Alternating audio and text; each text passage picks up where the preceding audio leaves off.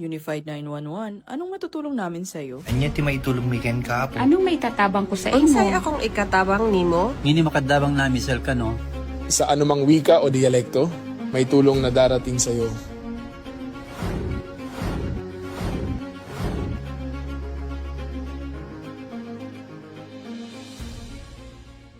Lilingkod sa bawat Pilipino at magbibigay ng tamang impormasyon para sa tahimik at maayos na Pilipinas. Police News Network, alagad ng batas, tagapagtaguyod ng balitang pulis, sandigan ng mamamayan, patnubay ng katotohanan. La Campo Crame, maghahatid ng pinakahuling kaganapan at nagbabagang balita. Ito ang PNN Police News Network. At ngayon, ang inyong mga tagapagbalita.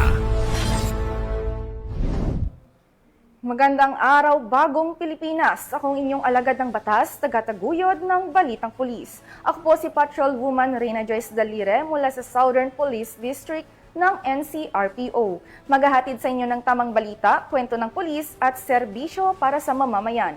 At ito ang PNP News Online, ang pangunahing balita ng Police News Network, alagad ng batas, tagataguyod ng Balitang Pulis.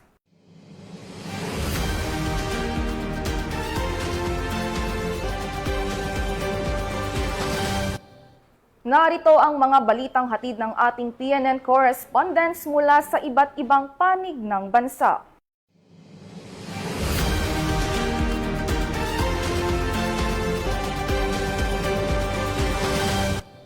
Walang takas sa batas ang tatlong individual matapos maaresto sa operasyon ng Anti-Cybercrime Group dahil sa pagbebenta ng financial account online. Patrolwoman Mary Grace Artizuela, ibalita mo.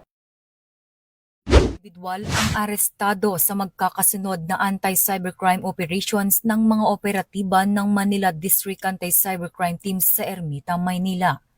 Nadiskubre ang iligal na gawain ng mga suspect matapos magsagawa ng masusing cyber patrolling operations ang mga otoridad laban sa mga nagbebenta ng mga financial accounts sa social media platforms. Sa itinakdang araw ng meet-up, agad inaresto ang mga suspect matapos makumpirma na aktibo at rehistrado ang mga nasabing accounts. Ang mga naarestong individual ay nahaharap ngayon sa kasong paglabag sa Anti-Financial Accounts Scamming Act o AFASA na may kaugnayan sa Cybercrime Prevention Act of 2012.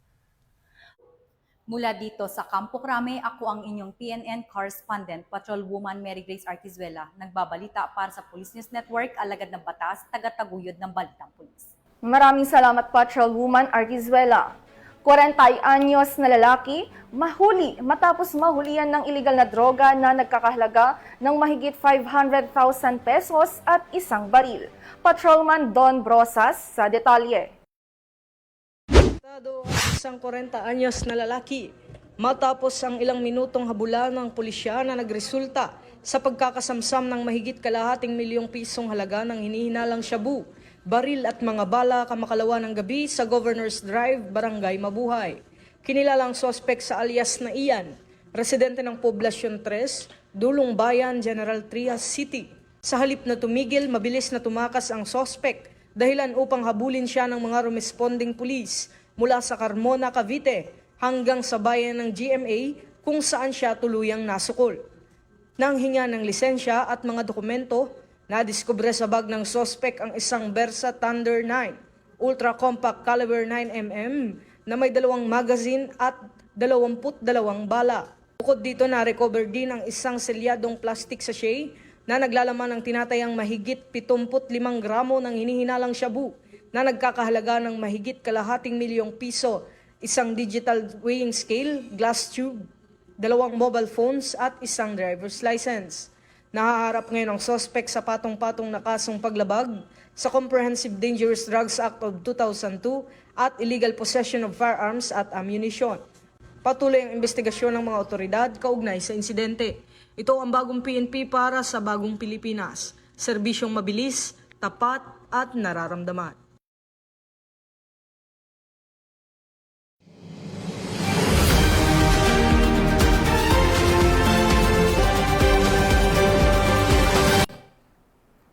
Sa patuloy na programa ng pamahalaan kontra insurhensiya, voluntaryong sumuko ang 7 miyembro ng Communist Terrorist Group sa magkahiwalay na operasyon ng Police Regional Office 8. Isinuko din nila ang mga baril at mga pampasabog. Ibabalita yan ni Patrolwoman Resali Umalay. Ng New People's Army ang sumuko sa magkakahiwalay na operasyon sa Northern Samar, Samar Leyte at Eastern Samar. Ayon sa Police Regional Office 8, kasama sa kanilang isinumite ang mga baril at pampasabog. Ang mga sumukong rebelde, karamihan ay mga magsasaka, ay nasa kustodiya ng pulisya para sa dokumentasyon, pagsusuri at makikinabang mula sa Enhanced Comprehensive Local Integration Program. Pinuri ni Police Brigadier General Jason Capoy, Regional Director ng Police Regional Office 8, ang tagumpay ng operasyon at mga lokal na komunidad at tulong sa pagsuko ng mga rebelde.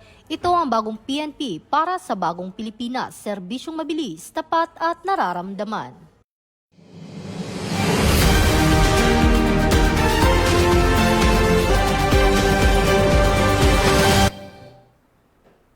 Dalawang lalaki na bumasag ng salamin ng kotse at tumangay ng bag na naglalaman ng pera at baril, agad na aresto ng Philippine National Police. Magbabalita dyan si Patrolman Don Brosas. Arestado ang dalawang lalaki matapos mahuli sa CCTV na nambasag ng kotse at tumangay ng bag na may lamang 200,000 pesos sa Quezon City.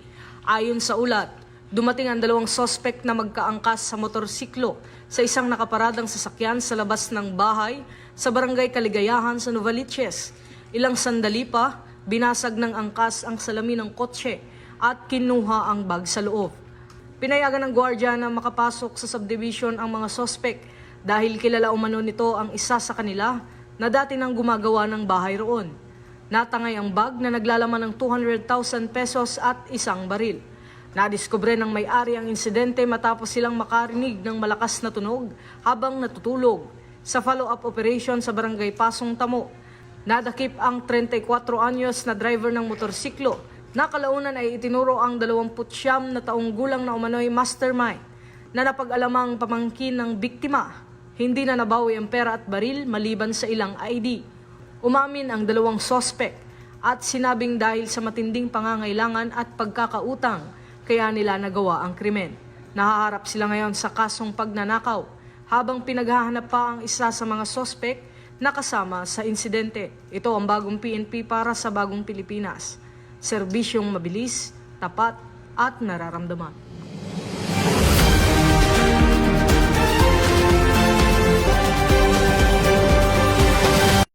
Maraming salamat, Patrolman Brosas. Suspect sa pagpatay sa isang Palawan Airport Executive, arestado sa operasyon ng Philippine National Police. Muling magbabalita si Patrolwoman Resali Umalay. Arestado ang isang suspect sa brutal na pagpatay kay Juana Infante, dating acting manager ng Puerto Princesa International Airport, matapos ang isang hot pursuit operation sa Barangay San Miguel noong Lunes ng gabi. Ayon kay Puerto Princesa City Police Office, Police Captain Brian Rayoso, ang sospek ay inaresto at kasalukuyang inaaksyonan ang kasong murder.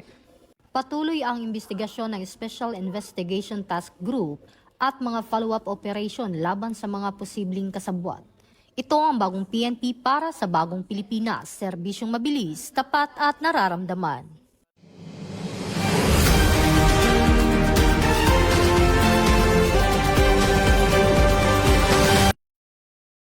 Patrolwoman Umalay. Lalaking nang hostage ng 18 anyos na babaeng buntis, arestado ng mga otoridad sa Dangkagan, Bukidnon. Ang buong detalye ng report ay mula kay Police Corporal Joel Subsuban.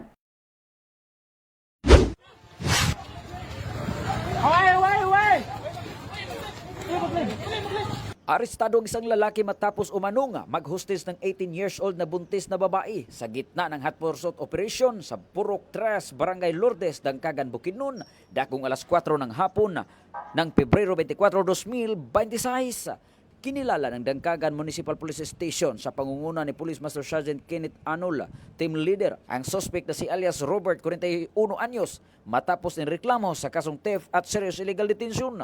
Sa pagtugis ng pulis, pumasok umano ang suspect sa isang bahay at tinutukan ng patalim ang biktima. Sabay kinaladkad ito habang nagbabanta sa kanyang buhay. Matapos ang ilang minutong negosasyon, agad na mga sinugod ng mga operatiba ang suspect nang pansamantalang bitawan nito ang biktima. Bahagyang nasugatan ang dalawang pulis at ang suspect sa operasyon. Nasamsam sa suspect ang ginamit na patalim at kasalukuyan ng nasa kustodiya ng Dangkagan Municipal Police Station at haharap sa kasong pagnanakaw at serious illegal detention. Mula dito sa Campo Alagar, ako po ang inyong Police News Network correspondent mula sa Regional Public Information Office ng Police Regional Office 10, Corporal Joel Lazaro Subsuban, alagad ng batas, tagataguyod ng balitang pulis. Maraming salamat, Police Corporal Subsuban. Community Outreach Program at Information Drive and Awareness Campaign matagumpay na naisagawa ng Community Affairs and Development Division ng PICAG sa mga residente ng Barangay Bahay Toro, Quezon City. Ang magandang balita ay hatid ni Patrolwoman Jaradel Lotarte. Magandang araw mga ka-PNN. Patuloy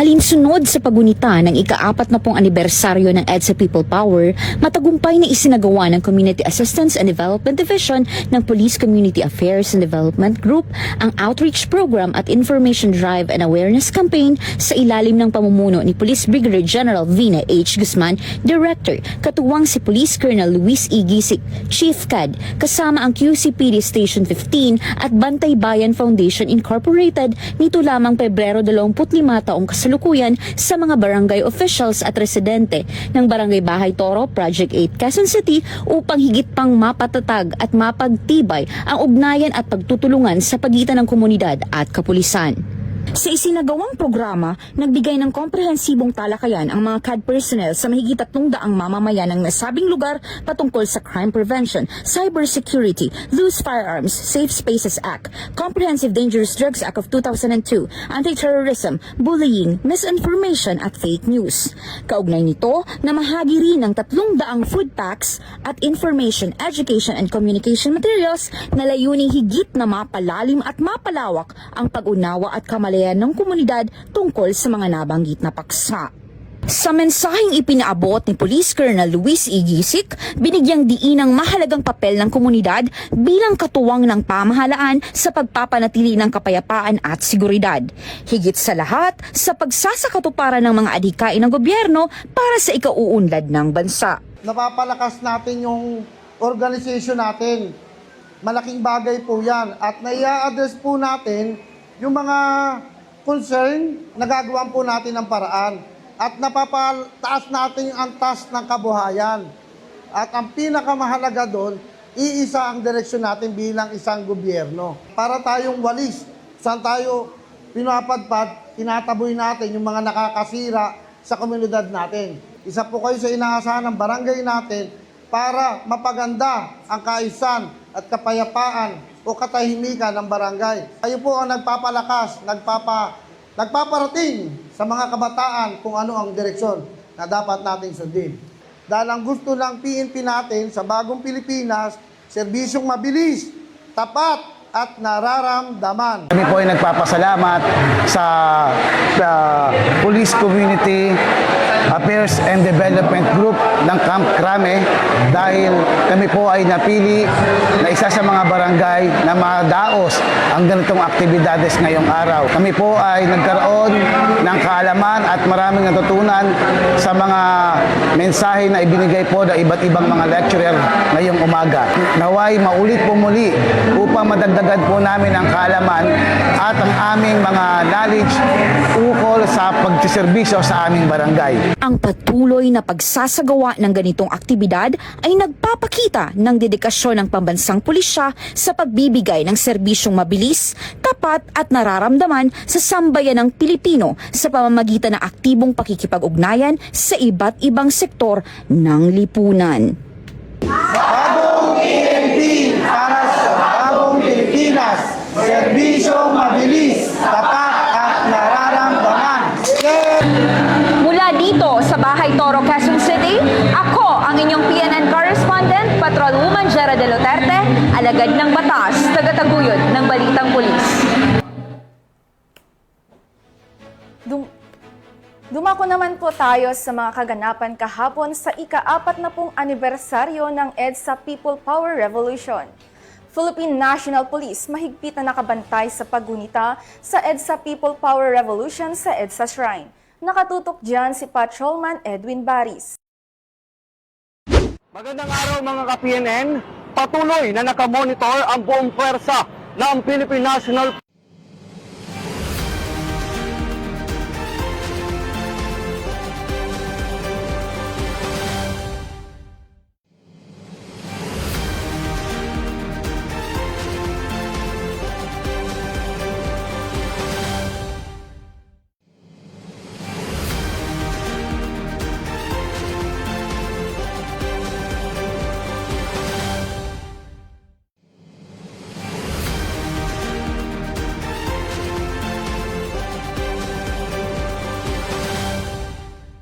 Araw mga ka-PNN, patuloy na nakamonitor ang buong pwersa ng Philippine National Police upang masiguro ang ligtas at payapang paggunita sa EDSA People Power Revolution dito sa EDSA Shrine. Ngayong araw, nagtipon-tipo ng ating mga kababayan sa EDSA Shrine bilang paggunita sa anibersaryo ng EDSA People Power Revolution.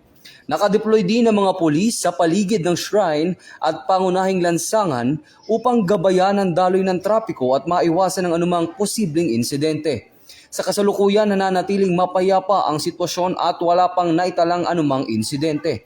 Patuloy namang nakamonitor at pinaigting ang seguridad ng Philippine National Police hanggang sa matapos ang paggunita upang masiguro ang kaligtasan ng publiko. Ito ang bagong PNP para sa bagong Pilipinas. Serbisyong mabilis, tapat at nararamdaman. Mula dito sa EDSA Shrine, ako si Patrolman Edwin Baris nagbabalita para sa Police News Express. Alagad ng batas, tagataguyod ng Balitang Pulis.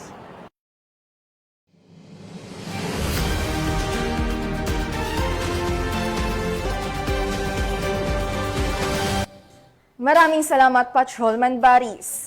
Pagbubukas ng 40th EDSA People Power Revolution Anniversary, matagumpay, Philippine National Police nanguna sa pagpapatupad ng seguridad.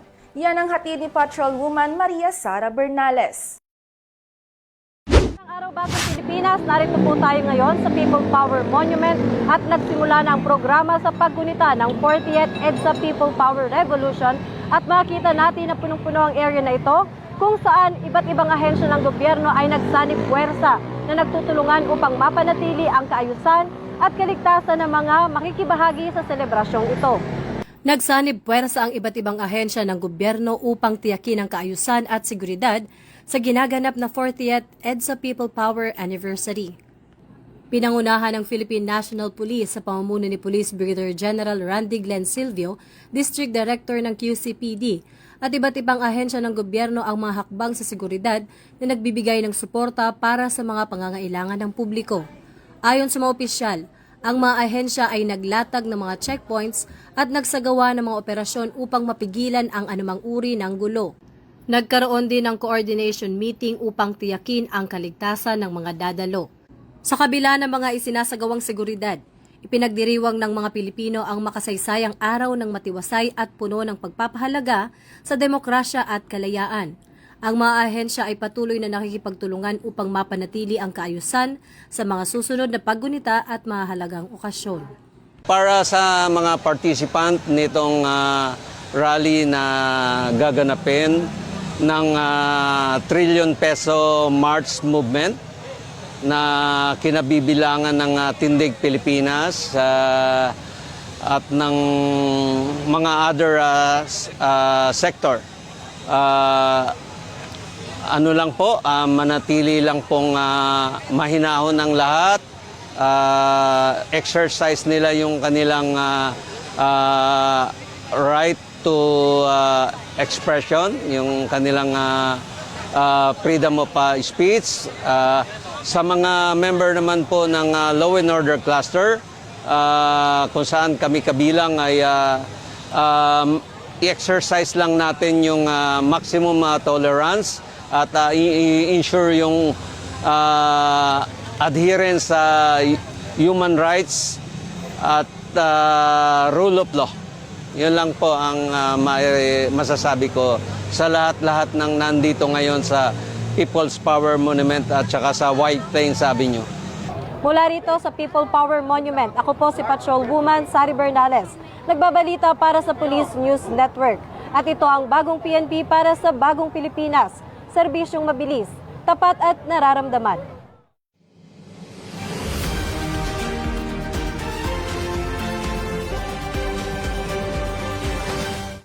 Maraming salamat, Patrolwoman Bernales.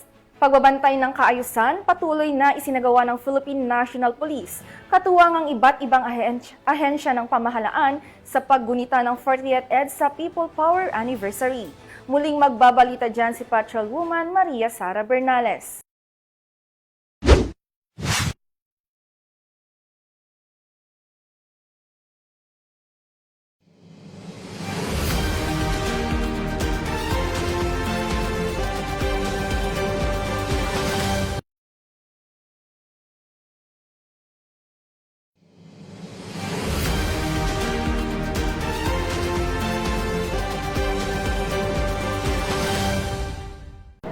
Magandang araw, bagong Pilipinas. Narito po tayo ngayon sa People Power Monument kung saan nagsimula na ang programa sa paggunita ng 40th EDSA People Power Revolution.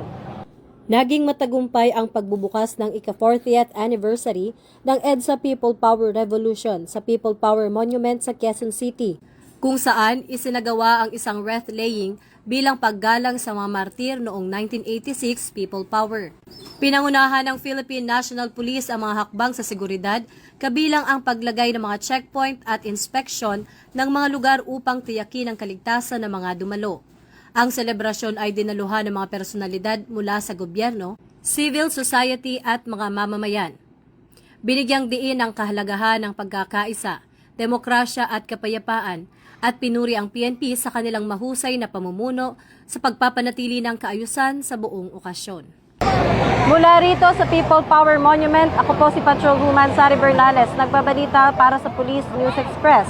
At ito ang bagong PNP para sa bagong Pilipinas, serbisyong mabilis, tapat at nararamdaman.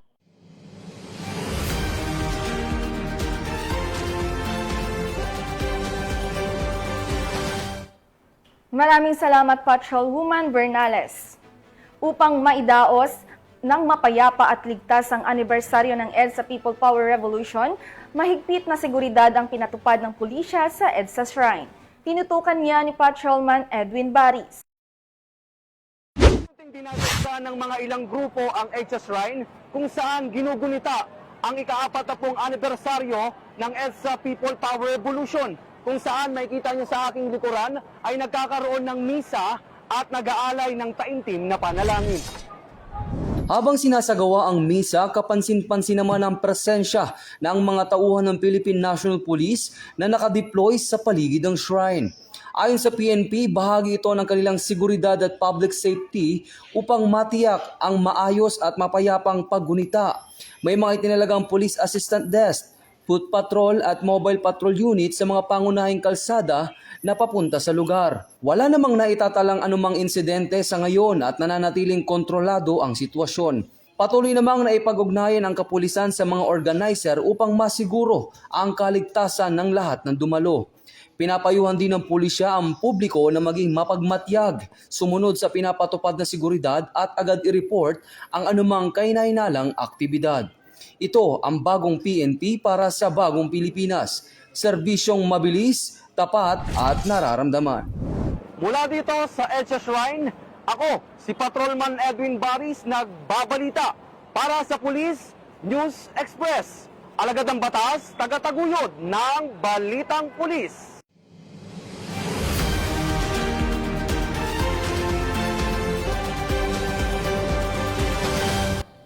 Maraming salamat, Patrolman Baris. At yan ang mga balitang tinutukan ng ating mga PNN correspondents mula Luzon, Visayas at Mindanao. Sa ngalan ng pamunuan ng Philippine National Police sa pangunguna ni Chief PNP Police General Jose Melencio Nartates Jr. at sa pamumuno ni President Ferdinand Bongbong Marcos Jr., kami ay maglilingkod sa bawat Pilipino at magbibigay ng tama at balanseng balita. Mula rito sa tanggapan ng tagapag-ugnay ng Pambansang Pulisya, kami ang inyong alagad ng batas, tagataguyod ng Balitang Pulis. Ako ang inyong tagapag-ugnay, Patrolwoman Reyna Joyce M. Dalire mula sa Southern Police District ng NCRPO. Maghahatid ng tamang balita, kwento ng pulis at serbisyo para sa mamamayan. At ito ang PNP News Online. At ito ang bagong PNP para sa bagong Pilipinas. Serbisyong mabilis, tapat at nararamdaman.